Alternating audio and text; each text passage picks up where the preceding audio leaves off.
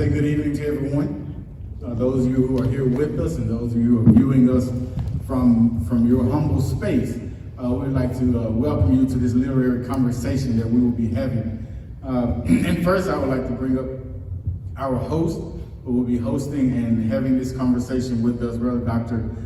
C Liegh McInnis. Just a little bit about him. It says he's a poet, a short story writer, Prince Scholar, 2025 finalist for the Mississippi Poet Laureate, amen. Co-founder of the Jackson State Creative Writing Program, former editor, publisher of Black Magnolias, and author of 8 books, 4 collections of poetry, 1 collection of short fiction, which is scripts, sketches and tales of urban Mississippi, 1 work of literary criticism, which is the lyrics of Prince, a literary look, and 1 co-authored work, Brother Hollis, the Sankofa of a Movement Man, discussing Mississippi civil rights icon and former first runner-up of the Amiri Baracus Sonia Sanchez Poetry Award. Additionally, he has been published in periodicals and anthologies. We would like for you to welcome with us Brother C Liegh McInnis.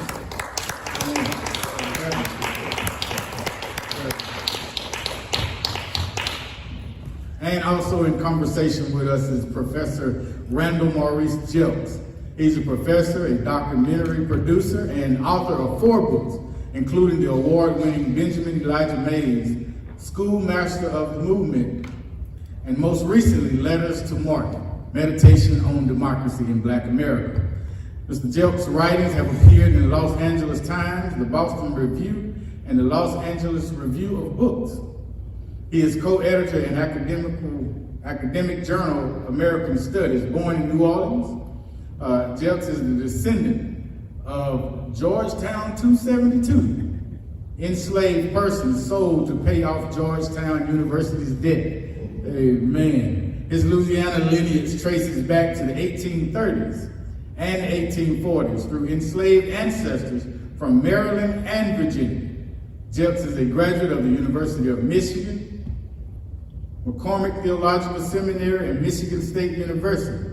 Amen. We would also like to welcome Professor Jelks along with us.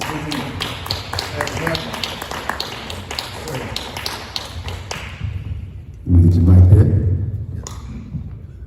Would y'all please give Pastor a hand for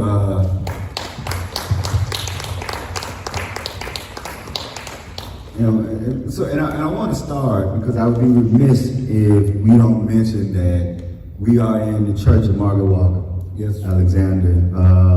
And we just had the Jackson State University, Margaret Walker Alexander Center's Case Festival, which you were there, and you were a speaker at the CLA convention. For those of you who don't know, CLA is the oldest organization for African American English teachers and literary theorists. And so my question before we get into the book, this wonderful book, My America, is why is it important for you to participate in these type of events and to not only participate, but to say, hey, I actually want to have an additional event at a church where Margaret Walker was such a seminal member?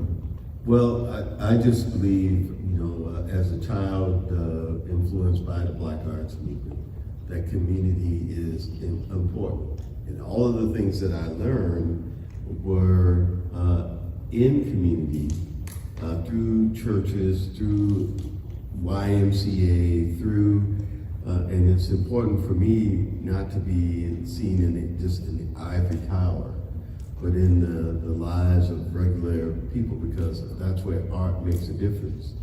And that's why I was so influenced by Langston Hughes.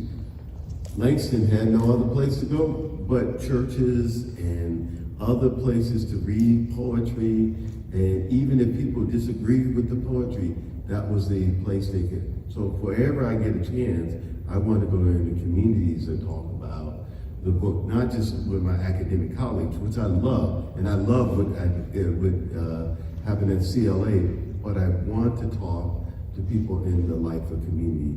It makes all the difference. And I was introduced to writing from my teachers, and that's really important to state. Yeah, my teachers, growing up in New Orleans, Black teachers introduced me to all of these things in this community, and I continue to try to go wherever I can to talk to communities about the writing and other stuff, and history as well. Excellent, excellent. And you talk about the church, I have to mention Paul Lawrence Dunbar, Yeah. who also used the church That's correct. to That's compose correct. poetry. There you go. So I want to give a shout out. I want y'all to let me know, because we've been having this great conversation before the camera started rolling. So somebody let me know when we get to the 45-minute mark, because we do want to take questions from you guys. So as we get done. Let's get into this wonderful text, My America, Langston Hughes on democracy. You state early that this is actually based on your notes for a documentary that you're getting produced. So can you talk a little bit about what your documentary will do and why it's important for you to produce this documentary on Langston Hughes?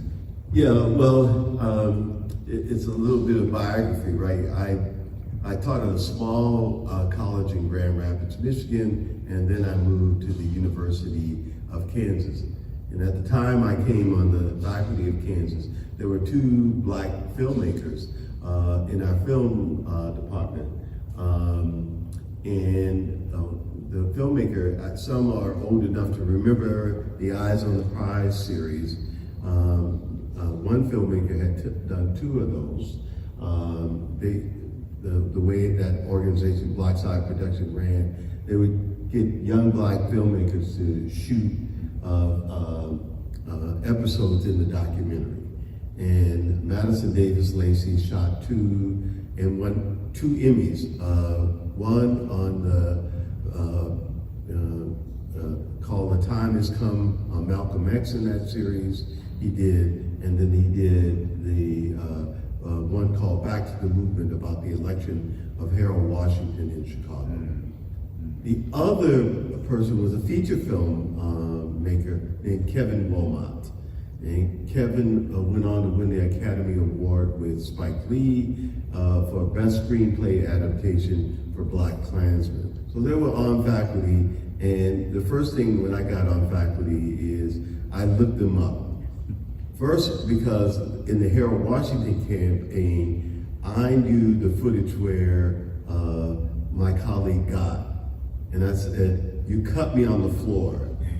Because I was at the announcement when Harold Washington was running. I was a graduate student. I was at that announcement, and I came out of an early morning graduate class looking raggedy and with a plaid kind of jacket on, some hiking boots and some holy jeans, because I had an 8 o'clock class, and I was just trying to, and my friend said, we gotta go. Congressman Washington gonna announce he's gonna run for mayor. I said, man, I gotta change. No, we gotta go. We get in there, it's a little room, and I have to stand on a table, and the camera pans, and all my mother's friends see that I am dressed at a mayoral announcement, raggedy, and I knew where he got the footage from. And I said, well, you cut me on the floor, because that was my big moment, because my mama called me, and all her friends called me, why you going to a mayoral announcement looking raggedy? And I had to explain to him, I just came out of an 8 o'clock graduate class. It was a language class at that. I was like, oh. And they were like, well, you should have changed. I got all the fussing that I needed. So that became, and then Kevin was doing a documentary on a black hospital in Kansas City, and he says, I need a talking head, and he calls me up, he doesn't even know me, and he says, do you know anything about black hospitals? I said, yeah, well, I know a little bit, I need you on screen, and so we become friends, and he did this film called Confederate States of America. Right, I mean, yeah. A mockumentary. Yeah. And so those two, and I got the film bug. I was like, well, I'm working with these two distinguished film faculty. We ought to, this is Langston's boyhood home, Lawrence, Kansas. We ought to do a documentary on him. And so from there, we started trying to scope out what would be the kind of project we want to do. And because Hughes is international. By 1931, 32, he's in his early 30s, he's already being internationally translated. And that is, but we can't do a film without doing this man's travel early on. And so, which requires a lot of money. And we applied for the National Endowment for the Humanities development grant, so we could develop the project. And then we were going to apply for at that time the grant was for $1.5 million, but the political winds changed, it was the first Trump administration, and the new administrator did not want to see a film about Langston Hughes and his politics and his travels made, so they gave the money to a documentary on Laura Wilder's Engler, Little House on the Prairie, right? And so then we said, okay, let's try Hollywood. And we have footage, interviews that we did already sitting in the can, but we still need because he was international, there are international archives that we need to raise money to get stuff out of, to really give people a global perspective on use. So that's how it began. There you go. So first of all, we're thankful for the book. But we're also thankful for the fact that the book is going to walk us to the documentary. Yeah. So with that, let's get into the groundwork for this great text. But I want to start with looking at just your catalog. Democracy is always at the core. Why is it so important for you to write about democracy? I write about democracy as a historian because they are asking these questions. I mean, it's not whether it's Benjamin Mays or all of the people are talking about. And there is in Black communities, I think we often take for granted, there's a deep sense of democracy about even how the church is run, right? And, again, growing up with Baptist grandparents on both sides, one Baptist can't tell another Baptist what to do, right? Right? We got First and 31st Baptist Church, right? And if I don't like what you're doing, and we're going to form a new church over here, that's really democratic, right? That's right. So the argument that goes on, Black people have their own sense of democratic, democracy, and sometimes we don't explore that. We always thinking about just the laws and the processes, and I'm listening to the sources saying, we think about democracy too, and much of scholarship is focusing on Europeans, they're focusing on white Americans, but they're not listening to how Black people think about democracy, and that's what I wanted to do in my writing and my work. One, for me, along with your just insightful and analytical commentary, right, is that you let Hughes's words speak for themselves. Right. And so why was it so important that you combine your analysis with Hughes's words being front and center, speaking for themselves? Well, now this is when you have an editor. And I had once a literary agent, when she got the book assigned, she said, I think you'll like working with this editor. And a Black woman named, now retired, Adrienne Ingram, was the first Black editor I had. And she said, I want you to put in this book things that people don't normally read about Langston Hughes, right? That he wrote or spoke and other things. So I attribute that to Adrienne, not to me. And I give her all credit. And then I could springboard off of those kind of commentaries. So sometimes you just have a good editor, and you need to give those behind-the-scenes people all the credit that they deserve. Well, it works wonderfully well as a structure because Langston's words are front and center as we're going through your analysis, right? So it gets me to another point. I always like to say that when people say they don't like politics and art, what they really mean is they don't like your politics in their art, right? That's what they really mean, right? So my question is, at a time when academies are still trying to separate art from politics and say that the artistic, the essence of the artistic is not political. Your text is equal literary theory and equal social political engagement. Why was it important for you to examine Langston Hughes' work, his actual text, his words, through this dual window of literary theory and social political context? Yeah, I just think it was important for me to have that, use the term call and response, right? He puts this out, I want to explain to why he puts this out, what's the context, what's the period look like, and how it might be relevant today, because I'm always thinking about students who might read this, and they need to have some way of forming their own opinion, and I try to lead them into a contemporary analysis. So it's call and response, a back and forth, back and forth.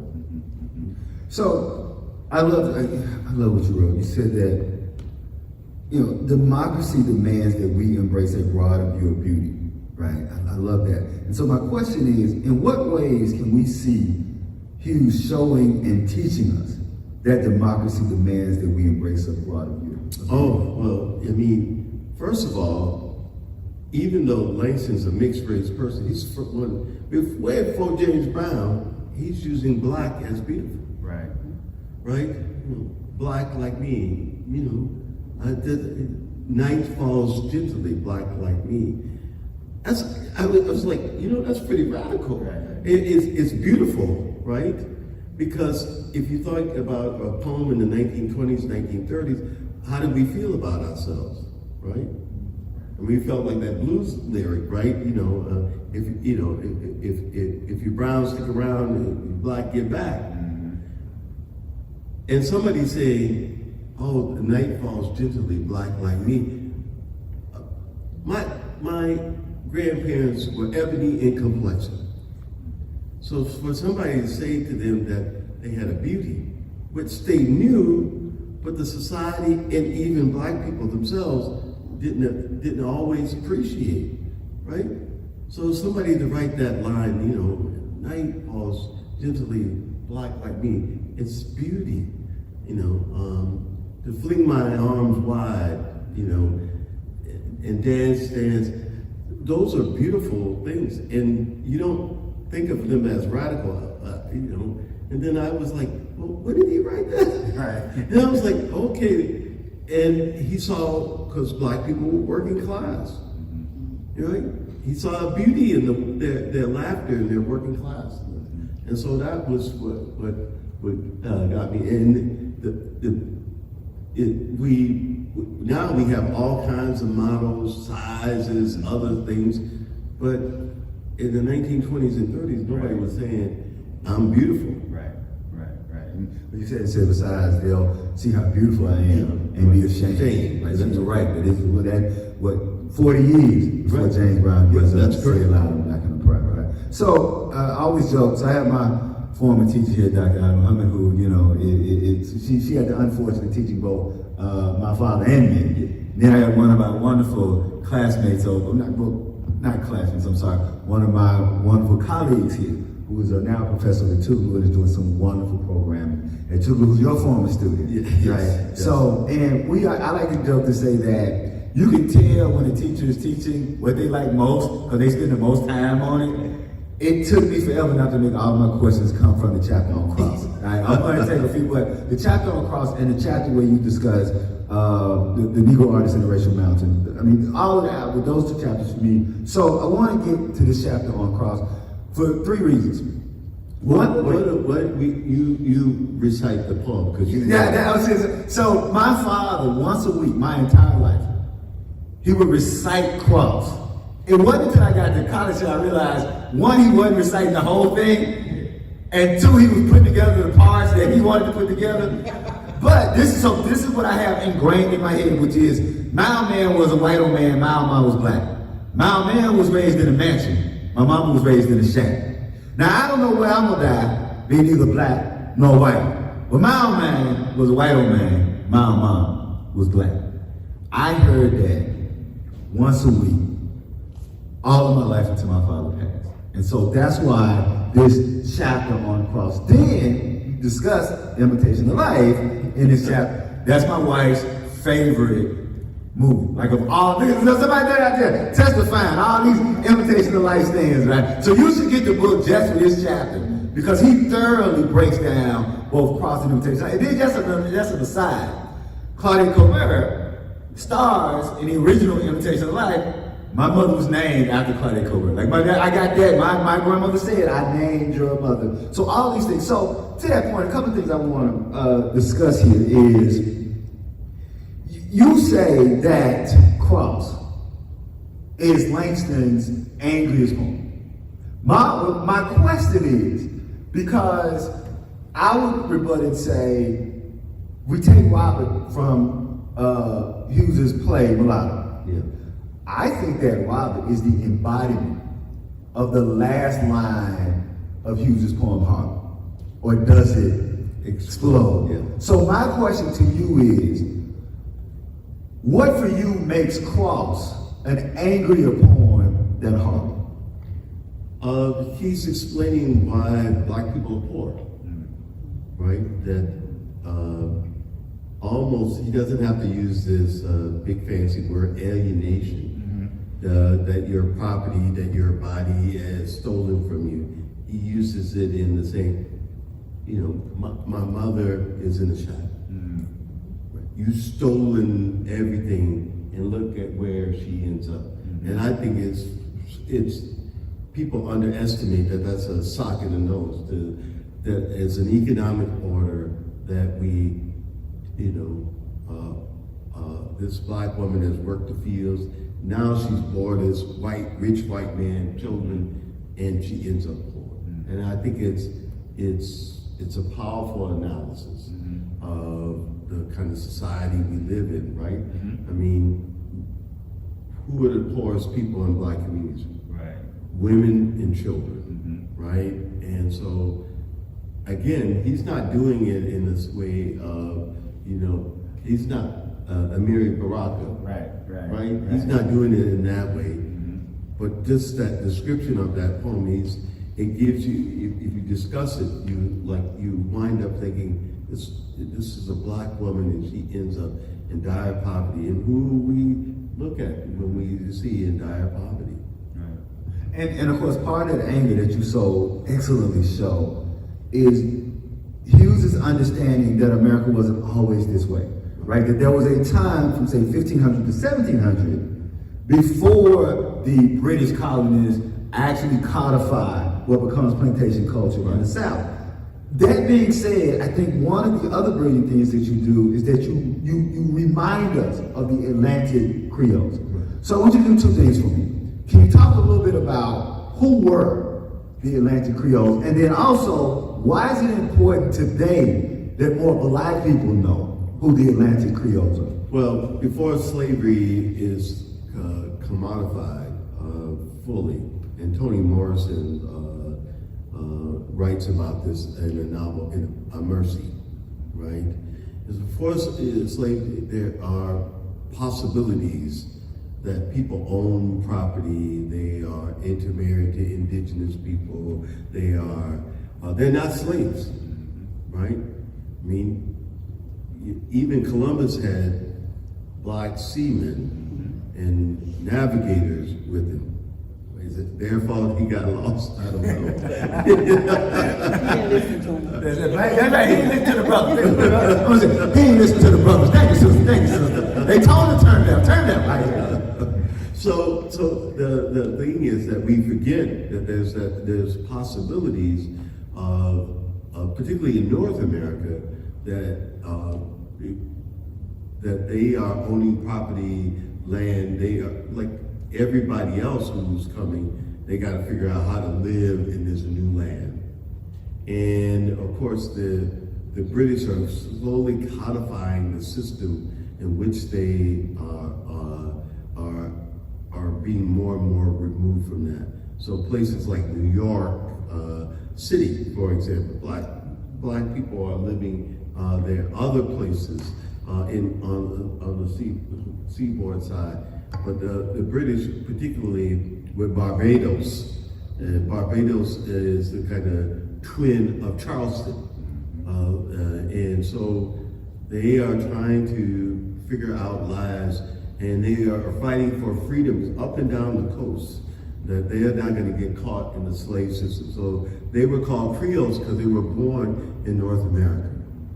The term Creole, I mean, New Orleans is right down the road, but the term Creole really means that you were born in the Americas, whether in South America, if you came from Spain or Portugal or Africa, you were Creole. You were the generation born in the Americas. And so that's important, and so these possibilities of there not being this slave system goes the way it does. But the Portuguese, particularly then the British, are pushing because their imperial domination makes them rich, and that's the bottom line to this. It's about wealth and the power that it gives, and also it's about diet. So just to let you know, all of the things that are found in the Americas help feed Europeans. The potato, right?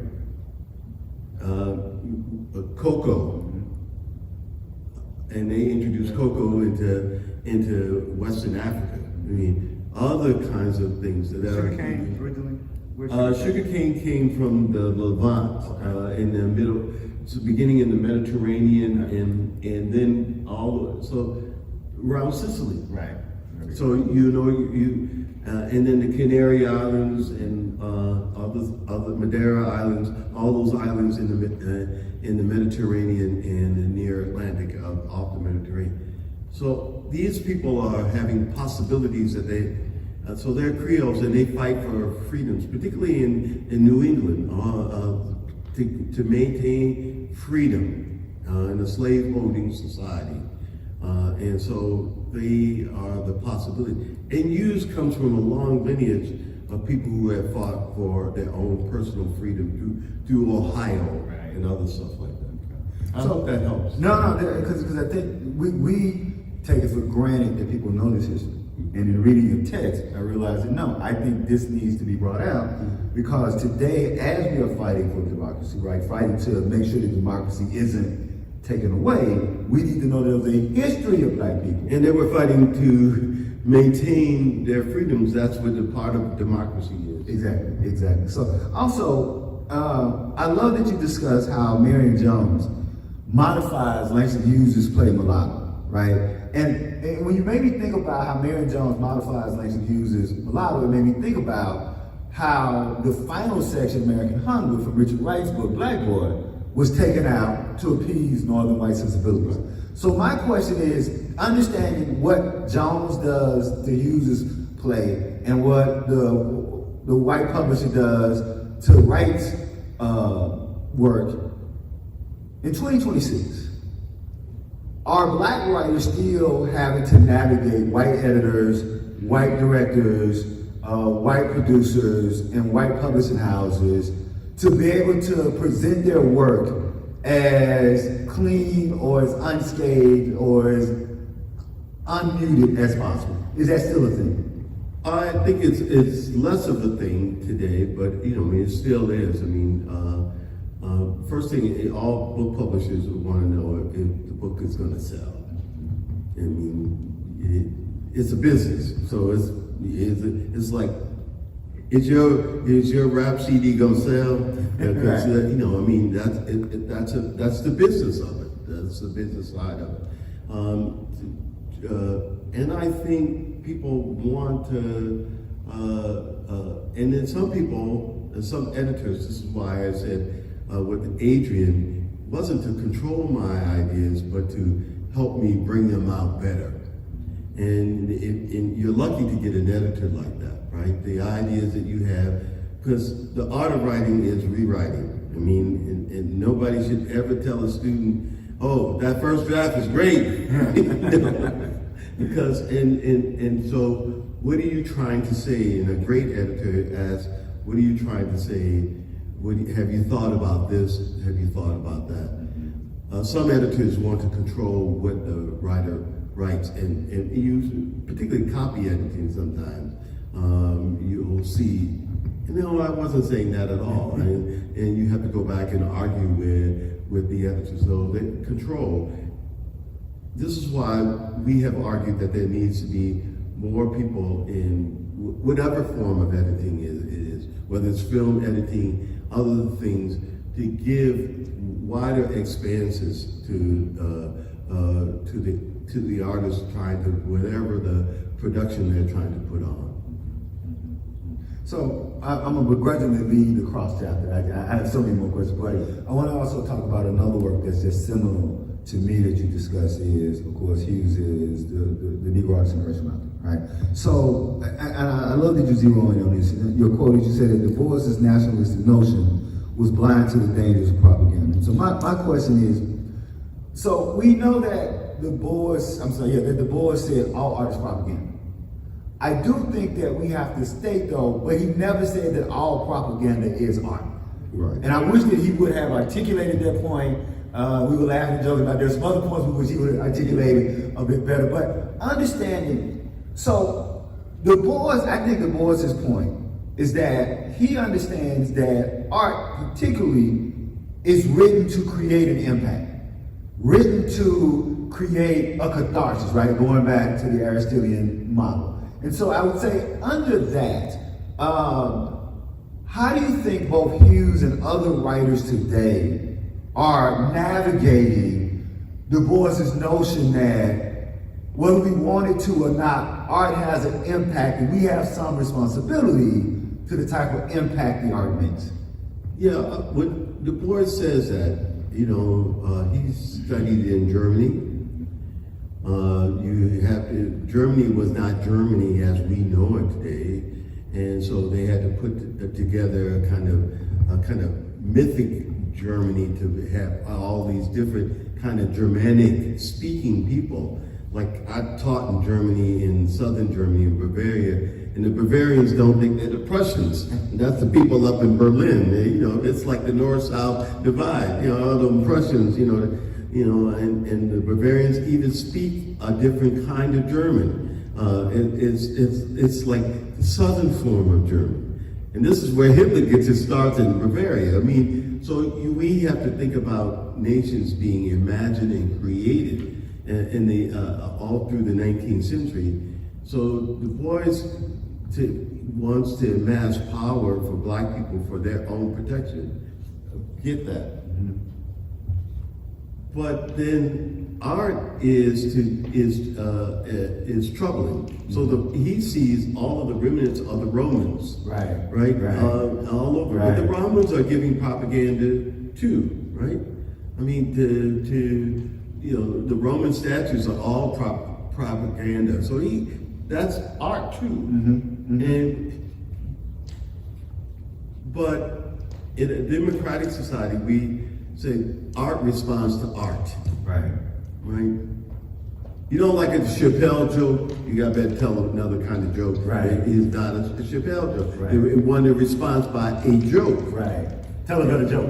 Better joke, yeah. And of course, and maybe be a trans comedian. Right. Tell another joke. It's not about, condemning. Right. It's about shutting him down. Yeah, right. Because that's not, and Langston wants to say, art speaks to art, right? And there are some really negative and powerful art, like Confederate monuments, that we all grew up seeing in the South, right? That's art, yes, right? And it makes you look up I grew up near Lee Circle. Mm. I saw Robert E. Lee, all my childhood, right? That's art. But there's other kinds of art.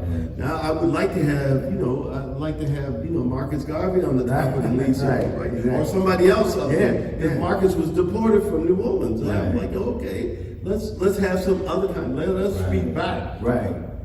I think the best speaking back is the Arthur Ashe Monument on Confederate Road in Richmond. At the end of it is Arthur Ashe with oversized glasses. Tennis racket in his hand on top of the world. Right? all these Confederates, but Arthur Ashe is the world-class.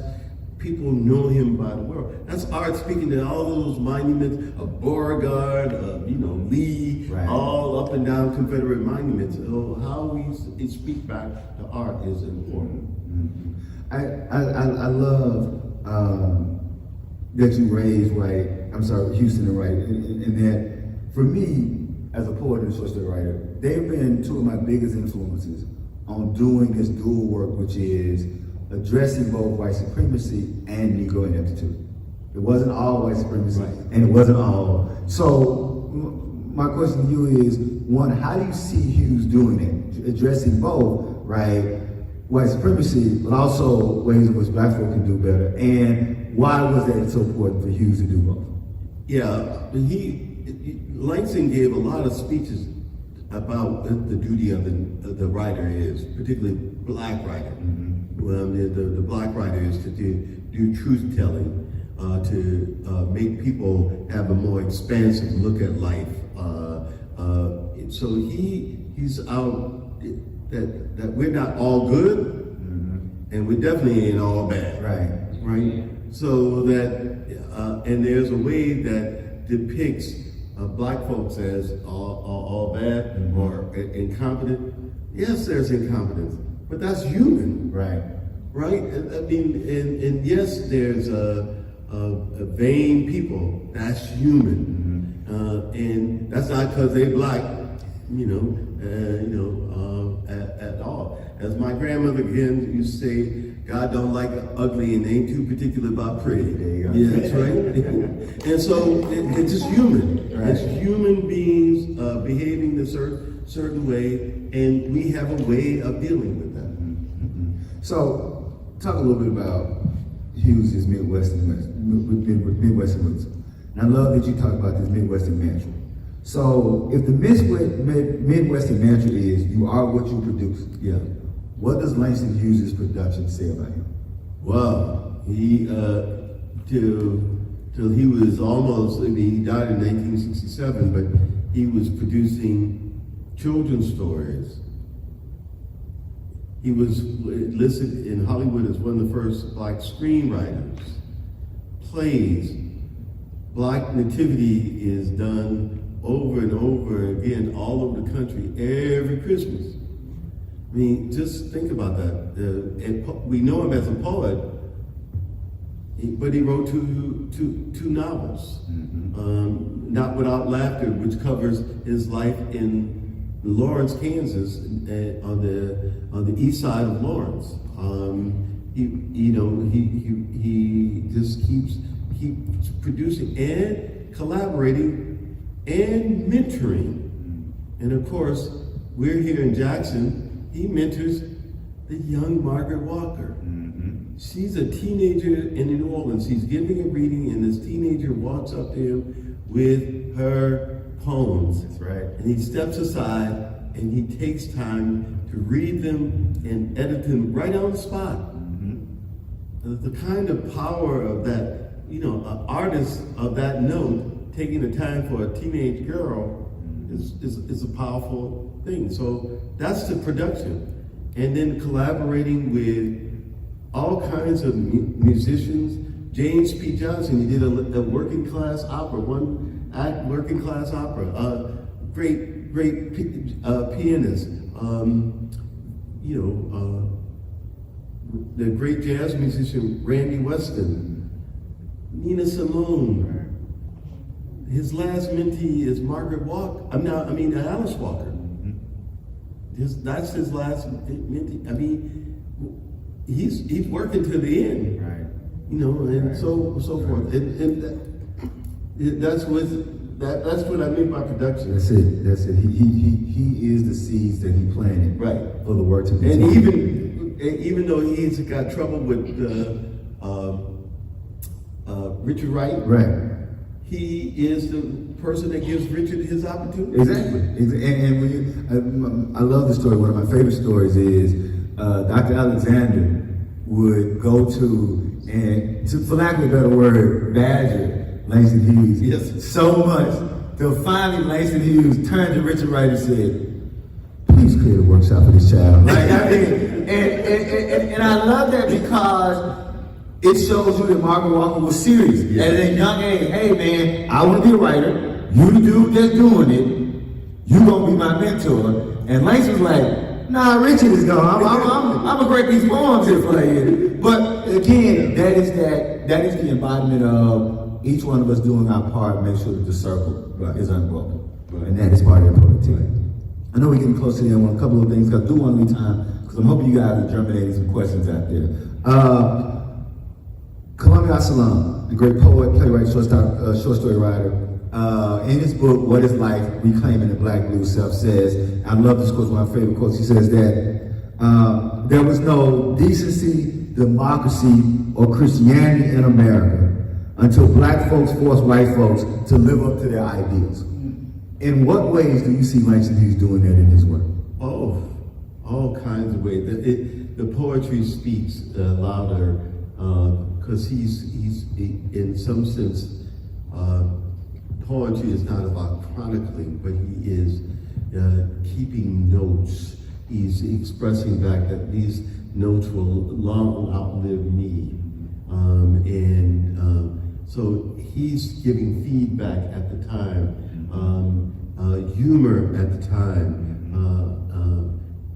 seeing, again, using that word, seeing the beauty at the time, giving expression to it. And the way he simply writes. Sometimes I read a New Yorker poem and I go, right. I'm trying to get it. Yeah. Right. To interject, Gil Scott-Heron has the best line on that.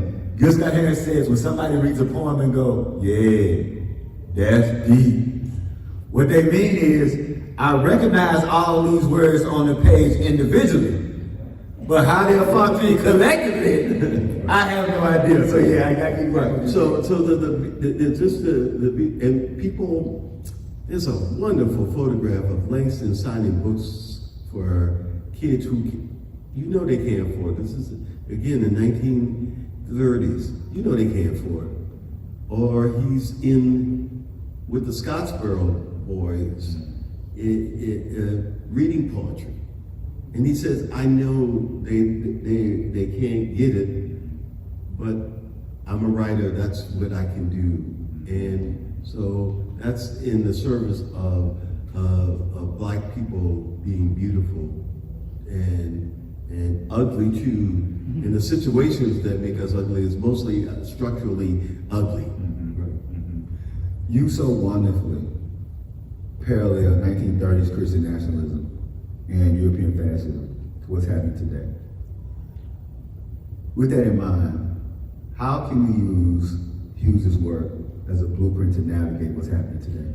Well, first of all, we need to know that this ugly side of the United States was always going on. And it rises its ugly head every so often. And so we should state that. Use America First was using evangelical Christianity, and they particularly went after Langston because he wrote a poem that was not supposed to be published called Goodbye Christ. And that poem is, he's criticizing, and at the end he criticizes certain evangelicals at the end of it, and they go out to protest him. And they say he's un-American, this, that, and the other. One of the beauties of Langston is he wrote non-defensively, and I like using that word because, first of all, he takes other people's humanity seriously. Going across Central Asia, he takes those people's humanity seriously. He takes other people's humanity seriously as he wishes his own people's humanity were taken seriously. And that's really important to know about him. And that's his democratic sense of ideals and worldview. And he is from a generation of abolitionists. And things that people don't know about Hughes is that his family were the John Brown abolitionists. Right? And his grandfather led the what's called the Wellington Raid. 50 men on horseback to rescue a fugitive slave, and he has to stand trial for that. His grandmother, with her first husband, Sheridan Leary, dies at Harper's Ferry. This is all in Langston's family. So he knows he's got a legacy to uphold because he's reared by his grandmother. Because, Langston's parents had a messy life too. And so, baby get dropped with grandma. Right. And she's telling him the legacy of his family all the time. And he takes it into being not with arms, but he takes it to be a writer.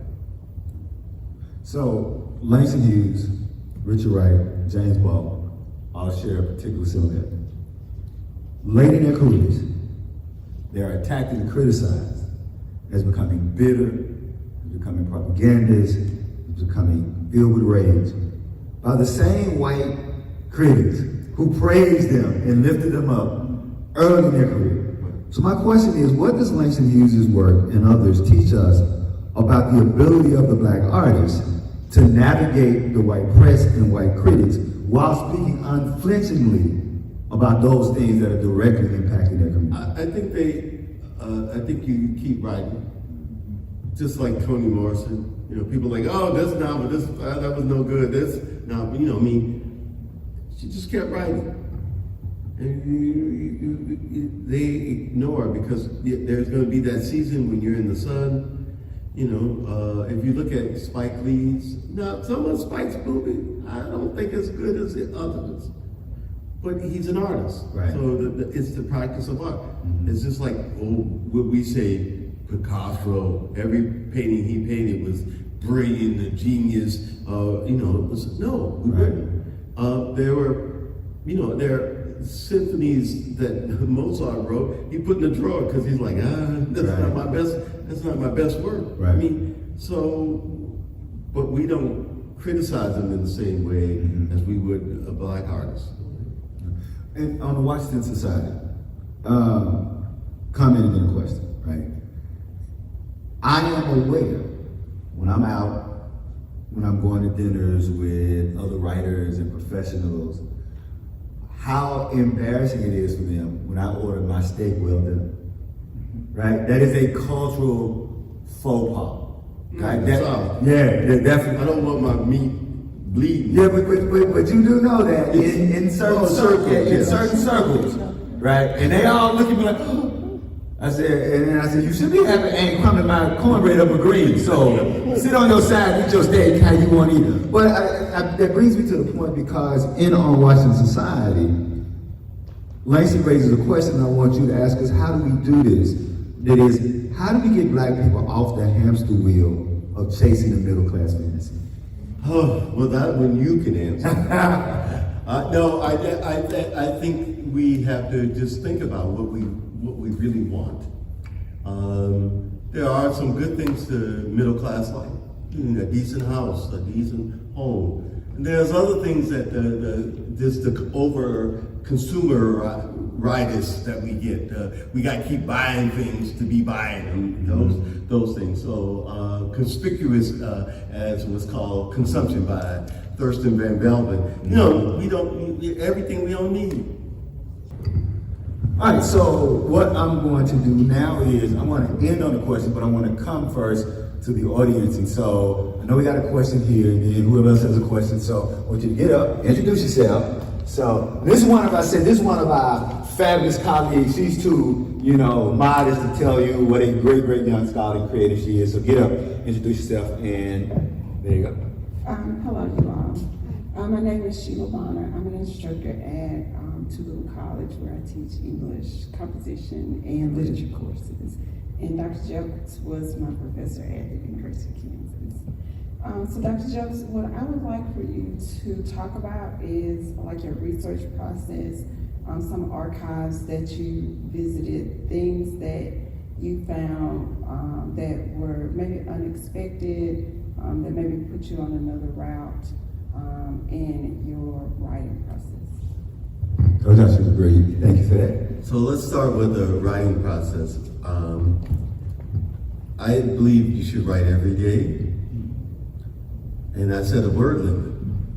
And that word limit, people are always surprised, is 250 words.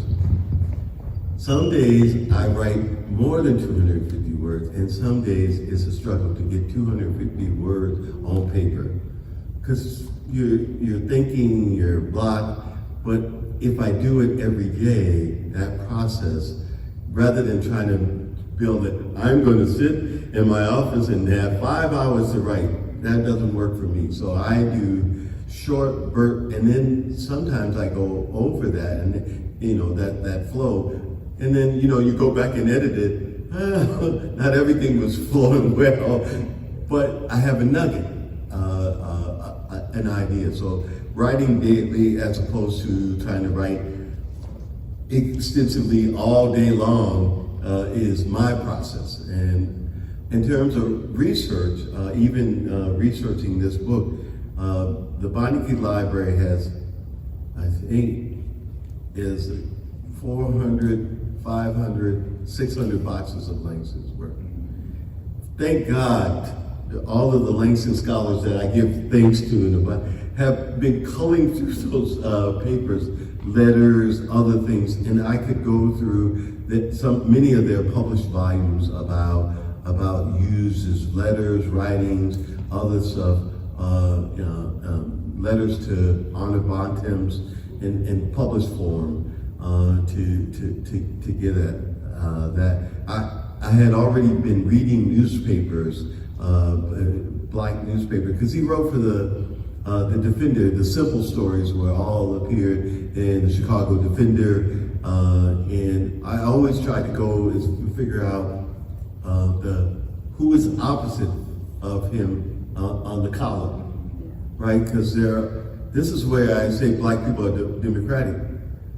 There are always people who I don't like what Langston's writing, and or there were critics of Langston, like when the Weary Blues and Fine Clothes for the Jew came out. The Chicago Bee, I believe it was, wrote, "He's the poet laureate, not laureate, low rate." So there are criticisms going on, and so we're having a discussion internal to ourselves about that, and he just keeps writing, and that's really, really important. Oh, I think he visited Tougaloo. Yeah, he did the tour of the South, Right.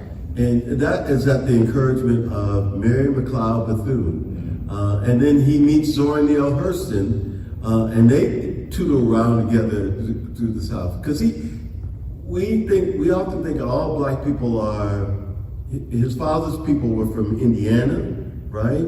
And his mother's people are from Ohio. We all think of black people being from the Deep South, but they were on that Ohio River border and coming across and freedom and so forth. And so I wanted to show that there are similarity in freedom struggles, but there are differences in culture, right? So we have another question from the shepherd of the house. Introduce yourself. Dominic Henry, the humble pastor of Central United Methodist Church. Two questions, I guess. One of them well, not the question, but I wish you were around when I first started writing. Because my professor was like, hey, consider this, or consider this, or consider that. Every time they said consider something, I'd throw that paper away and start on something else. Don't do that. So my question would be, how do you come about like each chapter of the book? How do you come about formatting those chapters, and like as far as the thought process?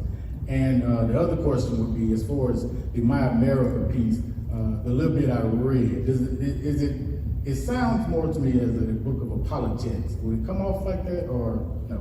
No, I hope it doesn't come off like that. I hope what I'm trying to do is describe the piece he wrote. The book is named after an essay he wrote called My America. And it appeared in the 1940s.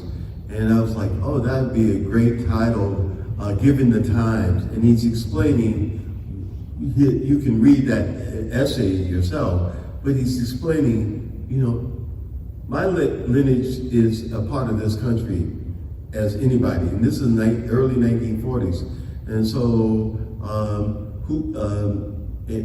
that just seemed to me an important thing for somebody to say. And sometimes I have students who believe, including my African American students, they believe that, oh, black people just took it. They didn't organize themselves. They didn't. And I was like, well, that's false history. Black people built institutions, schools. No, they weren't perfect. No, they criticized some aspects of it, but we were building and creating, and of course, even in slavery, people were creating poetry. You can call it the spirituals, work songs, and before, and even in North Carolina, Kevin Wilmot is making a film called The Bard about an enslaved man in Chapel Hill who was a poet. They are, in all of the stuff that you do in post-production, but even in slavery, we were creating language and other things, and creating all kinds of forms that we take for granted. Like people used to say, oh, black people speak Ebonics. He acts. And I said, well, I went to seminary and studied the creation of the Bible. That sounds like King James English to me. Because in the original King James, it's not A-S-K, it's A-X-E. He acts. He acts the Lord. And I heard a little boy on my block one time, he came, he said, Mr. Jelks, what you call him is, he be afflicted. I said, where'd you learn afflicted? He said, oh, I heard it at church. Right, the language, but it was perfectly West African grammatical. It's he be. I be, you be, he be afflicted. I was like, wow, this is, and we are calling this Ebonics. And it's taking King James language that a child has heard in church and describing one of the kids on the block being very sick. So all of those things are it comes to me. When your professor, I always tell students, take the part you can use. I'm just writing ideas because when I read a student's paper, it's stimulating to me. Right. And I was like, whoa, you could have said that. Well, I'm trying to say this, but you can say this, but take the parts that you think are helpful to you. Right. Right. So this next question is coming from one of the people who's responsible for here. She is a legacy in this community. Also, you can buy books back here from Marshall's Books, but Sister Joan Prim is one of the reasons. Sister, I have to give a shout out to Sister Brindley who helped put it together, and Pastor Shepherd. So we're going to let one of the people who not only is responsible for us being here, but who has had a bookstore in this city and has inherited this bookstore and worked with it for over 50 years? Go ahead. 88. Hey, there we go. There we go. Since 1938, so we're the oldest black-owned bookstore in America, North America, and the Western Hemisphere. That's wonderful. Thank you. I had a question for you, but before I ask that, I'd like to ask, what would be the proper term for our language? Well, I don't know. I like creative, because we're always putting together new ways of saying something. I love it. I mean, in the South, people always are, putting language together in ways like, it's poetic. It literally is poetic, and I think that's why poets listen to the ear. I mean, we still we hear language. It's musical. It comes out rhythmically. Sometimes you have to taper it when you're putting it on paper so people can understand, but it's beautiful, still beautiful. So I had no categorization of the language, as I just want people to continue to be creative with the language, because think about it, American English. It is said that the great psychiatrist, psychologist, Carl Jung came to the United States. And it's attributed that he said Americans talk like Negroes, walk like Negroes, act like Negroes. Now, most Americans are unaware that they're doing this, right? And so, soon as some new faddish thing comes out, what do you see? You see people trying to copy it and to be cool. So keep the language going. And I'm not going to categorize it. Although I do have a friend at my university trying to, it's regional, which ways people talk, right? It's regional, and of course, it's just like old R&B. Remember R&B, we had the Motown sound, but we had a Memphis sound, we had a Philly sound, right? And you got kind of that Sly, Family Stone, West Coast sound, right? I mean, because we got regions of how we speak, how we sing, how we bring delivery to it. So let's keep the creativity going. My other question was this. How would you say Langston Hughes informed the Black Power movement, which has been so ignored and purposely so, and avoided? How has Langston Hughes informed the Black Power movement, and how has the Black Power movement informed you? Well, the last publication that Hughes had before his death is called The Panther and the Lash. And I think people should read it, in those poems, in Panther and the Lash.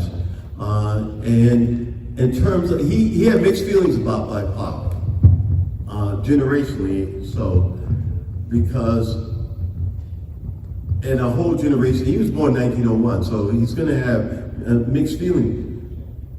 Is Jackson State Black Power? Right?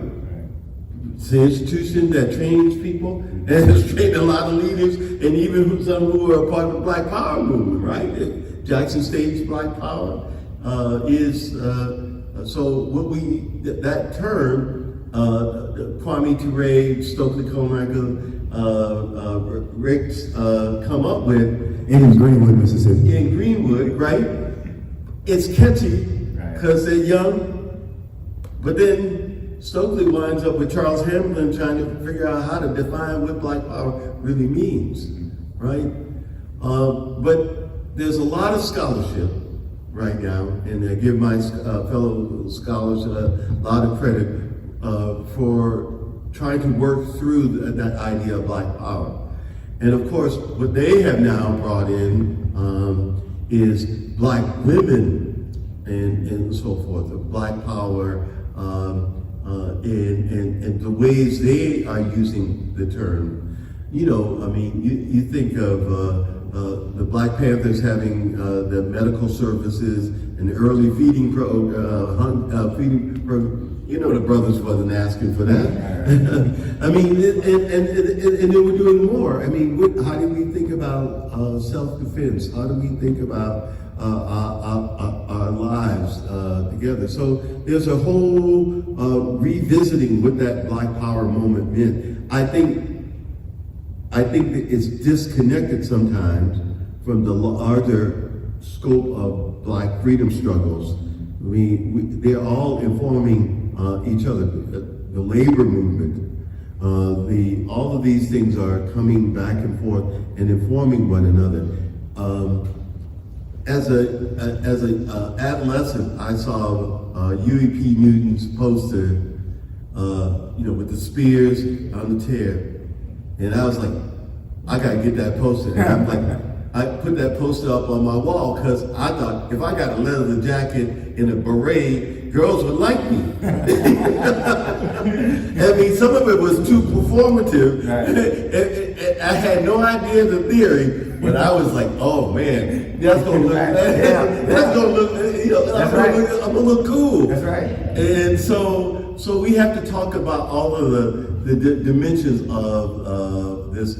I have my friend Tanisha Ford, who teaches at City University of New York, wrote this wonderful book about Black women's dress called Liberated Threads, and the ways that Black women's, first start off looking like they had Spelman with the white gloves, to the jeans, to the other things, the way it changed, to the naturals, all of this other stuff. So there are ways that we are exploring the Black power movement. I was just with Kelly Carter Jackson. Her latest book is We Refuse. All the ways that Black people, and particularly Black women, refuse to be silent, and so forth. So, okay, so one question, then we'll close this out. I'm glad to see y'all had a question. Being a member of a Greek organization, and I know you know a whole lot more about Langston than I do in all your research. He was a Q. That I did not know. But what do you think he would give the grade for the D9 in today's world in supporting the Black power?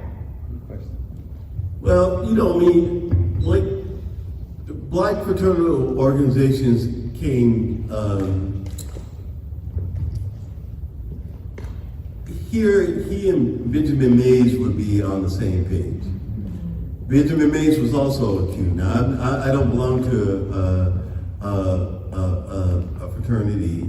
I'm not a Greek, but they also got the impression it was good. The network is really, really important for protection, for other things, but some of the excesses that worried them, right? That worried them. Well, Mays as a college president, right? The excesses worried that it missed the point of building a brotherhood, and I think that's the point, and so forth. But Hughes is terribly funny about being online at Lincoln University in Pennsylvania, and Big Brother is smacking him about with a paddle. But some of the essences and some of the kind of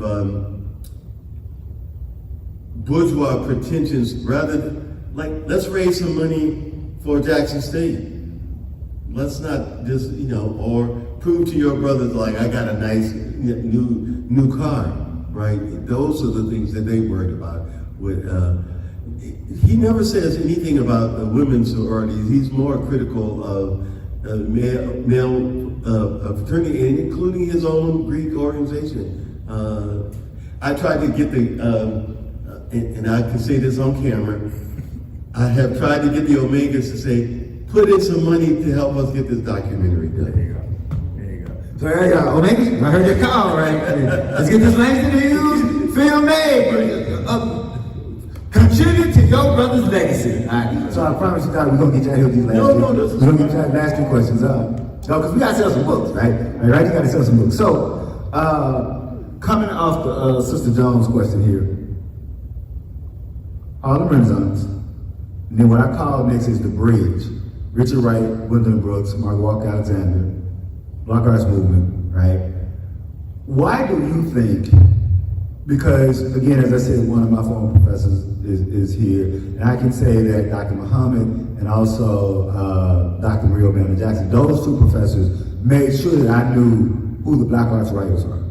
Why do you think today, when people like Amir Baraka and Sonia Sanchez and Nikki Giovanni, right, and even the scholars, the Larry Neal and the Hoyt W. Fullers, those people who love Langston, the Columbia Salams, and the Dr. Jerry, what I'd be remiss if I didn't mention, when they love Langston so much and did a lot in his tradition, right, why do you think the Black Arts Movement isn't taught as much as the Harlem Renaissance? Oh, I think it is. I mean, like in our program at Indiana, we will teach the Black Arts Movement. We have a heavy emphasis on the arts. like we offer MA and an MFA, MA in African American and African Diaspora Studies, and an MFA. So we have these joint programs. So we built a music archive, and we built a film archive, an international film archive. So these are the kinds of things that we need to tell people, that students, you don't have to come to our school. You can come and use the archives, right? You could go to LSU, you can go to Ole Miss, or if you need to go to a graduate program nearby you. But we have archives. We are storing information that's students, and now we have the History of Black Writing program at IU. Yes, so all three of those are archival kinds of projects. And Black Shout out to Dr. Miriam Graham. Yeah, that's how I got to Kansas. That's another whole story right there, in and of itself. You can never say no to Dr. Miriam Graham. That's all I got to say. And we met when she was writing the Margaret Walker biography, which is, I think, is an outstanding biography, and so forth. So I think the Black arts movement, there are some more histories, and there needs to be some more writing about it. I have a student from Jackson State, who wants to write about the free Southern theater, and so I am excited about that. Which was started at Toulouse College, by the way. That's correct. That's right. So I want to make sure that this gets written by. She grew up in Hattiesburg, and she's a graduate of Jackson State. So this is wonderful, wonderful stuff.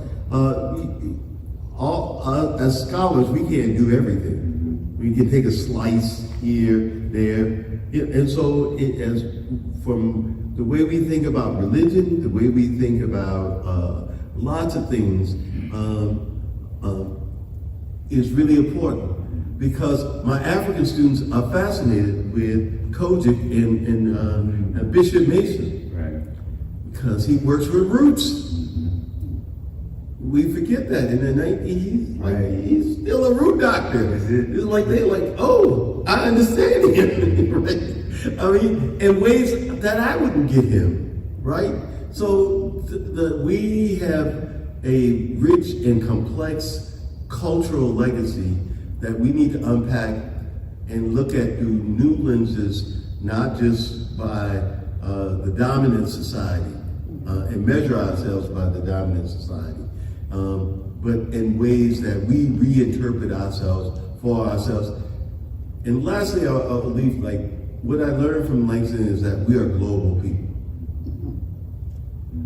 Because one, the slave trade was globally changed the world. And we were fighting against slavery wherever we were.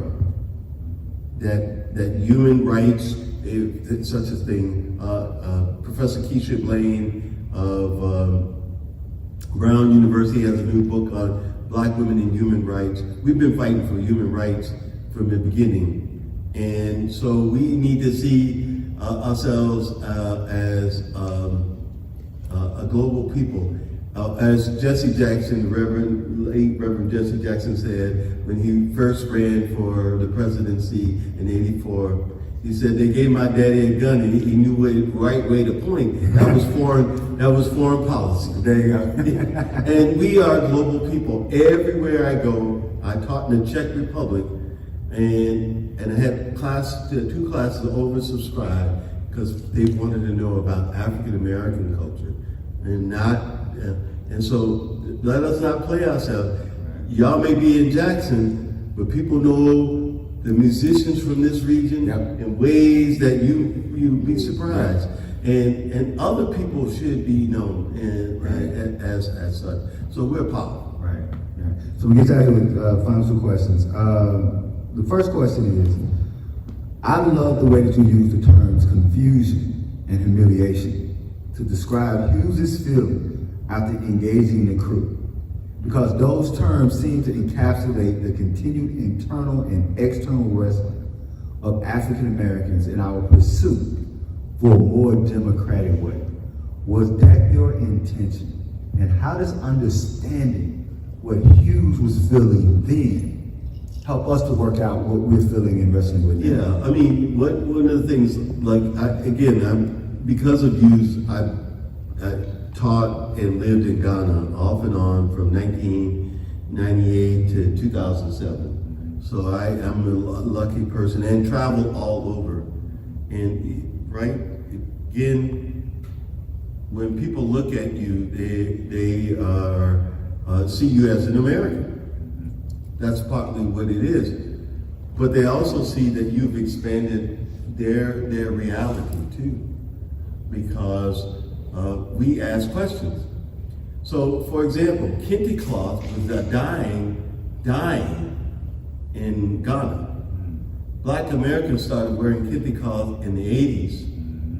All of a sudden, a new industry had formed, and we don't talk about our power. Right. We just say, oh, you know, this is style. But my sister back then got kente cloth on, and now you employing a bunch of men, because it was men who wield kente cloth, right? And you know, so men who think, oh, you know, that's women's work doing that. No, that's the men who make kente cloth. Now women are making it too, but I mean, in the traditional patterns of labor, the more we know, the more we are better at. And language is really important. The country of Ghana is about the size of Illinois. There are 50 distinct languages representing ethnicity, culture, ways of being, and so forth. So we have to understand the complexity, and we don't teach Africa well enough. But Hughes went out, and to his credit as a young man, he wanted to see Africa. And he went all the way to Angola and back on the ships, carrying stuff. And that's remarkable for a young man. Du Bois had never been to West Africa until in the late 20s, I believe, or 30s. He went to Liberia for the first time. He is the young 20-something years going and seeing for himself, trying to think through that, and he is confused, right? So, but the beauty of being African American is that we're expansive Africans. Right. We're not just a simple king. I'm not making Yoruba a simple kingdom. It was a complex kingdom, or the Asante a complex kingdom. We just broadened the term with African men. Right. And made it beautiful to claim them. Right. So get you out of here, not just historian, literary scholar, also theologian, right? We're in the church.